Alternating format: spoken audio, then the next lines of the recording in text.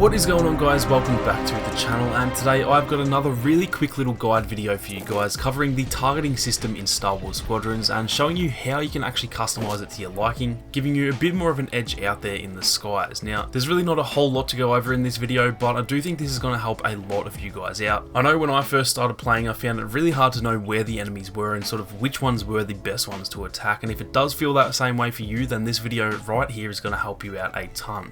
So, getting stuck straight into it, first off I'm just going to cover what the actual targeting system is. In your cockpit, one of these sections, usually the one roughly in the middle, but it does vary depending on the starfighter, is going to have a display showing the enemy that you're currently targeting, how far away they are from you, and how much health they currently have. In my opinion, this might be one of, if not the most important section of your entire HUD. Knowing where your current target is and how much health they have left is super important if you do want to do well at the game. Now, the most basic way to target an enemy is simply to look at them with your crosshair right in the middle of the screen and press L2 or the left trigger, and that will instantly target that enemy, keeping them as your target until either they die or until you die. Now, that's the most basic way, however it's not necessarily the easiest way, nor is it the best way to go about targeting enemies. Instead of lining up enemies and then pressing L2 or the left trigger, if you actually just hold it, it brings up this little menu where you can see a few different options, and this is where it gets to be a little bit more customizable. Up the top you're going to see the objectives, and if you select this will only cycle through any current objectives, meaning pretty much the frigates or the capital ships. Now, to actually cycle through your different options, simply press A or X on PlayStation and it will instantly change to the next target, searching by what you selected in that little menu. So like I said, if you did just select objectives, then pressing A or X will only cycle through objectives.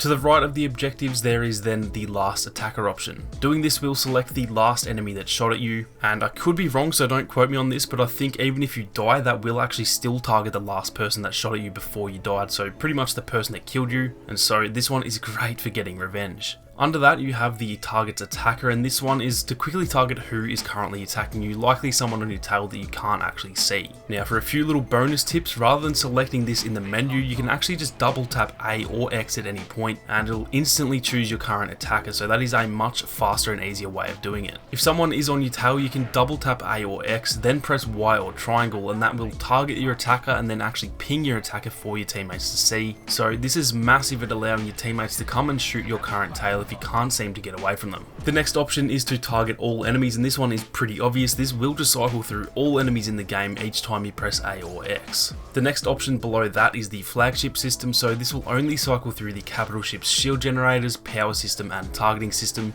which is really useful when you're not exactly sure where to be shooting to deal the most damage to the capital ships. To the left of that there's then the ability to actually lock onto enemy missiles, and by doing this you can easily see any missiles flying around the map and make them much easier to shoot out of the sky. Now, that does sound really hard to do, but trust me, you can actually shoot missiles fairly easy provided you do know where they are. Then all the way on the left there is My Squadron, so this will only cycle through your own teammates. This one is mostly just useful for the support class. If you have heal packs for your teammate, you can actually just target your teammates through this menu, cycle through until you see your teammate low on health, and then you can use that heal pack and it will shoot straight to your enemy provided they are within range. Then lastly, you can just target all allies, meaning your own AI players as well. Personally, I'm not 100% sure on what the point of this one is, but it is there nonetheless. So as you can see, this takes all of the targeting system stuff from very basic, literally just aiming and locking onto an enemy, to a system where you can pretty much target anything in the game in the way that you want to and easily cycle through those options. For me personally, I mostly have it set to target my enemy so that I can easily cycle through the enemy team and know where I need to be going in order to attack them.